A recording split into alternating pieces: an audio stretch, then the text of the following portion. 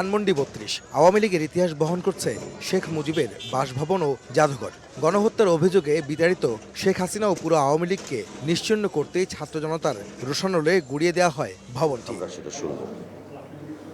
রাজনৈতিক মহলে এর প্রতিক্রিয়া কি? অন্যতম বড় রাজনৈতিক দল বিএনপিরই বা কি অবস্থান এই ইস্যুতে?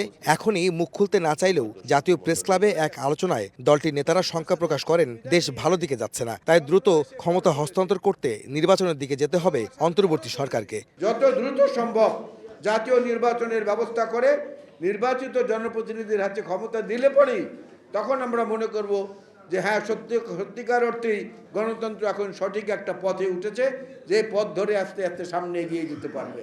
বিএনপির স্থায়ী কমিটির সদস্য অবসরপ্রাপ্ত মেজর হাফিজ উদ্দিন আহমেদ ধানমন্ডি ৩২-এর ভবন ভাঙার ইস্যুতে সরকারের ভূমিকা কি তা জানতে চান। গতকালকে যে ঘটনা ঘটেছে সেটি এখনো চলমান, সেটি এখনো শেষ হয় নাই।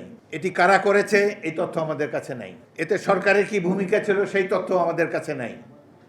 সুতরাং আমরা আর অল্প কিছু সময় অপেক্ষা করব। আজকে দিনের মধ্যেই আশা করি সবকিছু পরিষ্কার হবে।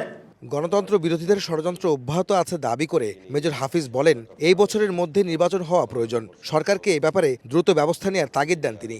আমরা অবশ্যই মনে করি এই বছরের মধ্যে পার্লামেন্ট নির্বাচন অনুষ্ঠিত হওয়া প্রয়োজন। জনগণ মত প্রকাশ করবে স্বাধীনভাবে।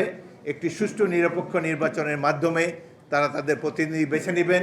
তারাই সংবিধানে প্রয়োজনীয় সংশোধনী যদি প্রয়োজনে আনবেন, তারা দেশটি পরিচালনা করবেন সাধারণ মানুষের অভিপ্রায় অনুসারে। সংস্কারের নামে সময় ক্ষেপণ না করার আহ্বান জানিয়ে বিএনপি নেতারা বলেন, ফ্যাসিস্টরা এখনো সক্রিয়, তাই হাসিনা বিরোধী জাতীয় ঐক্য প্রয়োজন। আহমেদ সালেহীন, সময় সংবাদ, ঢাকা।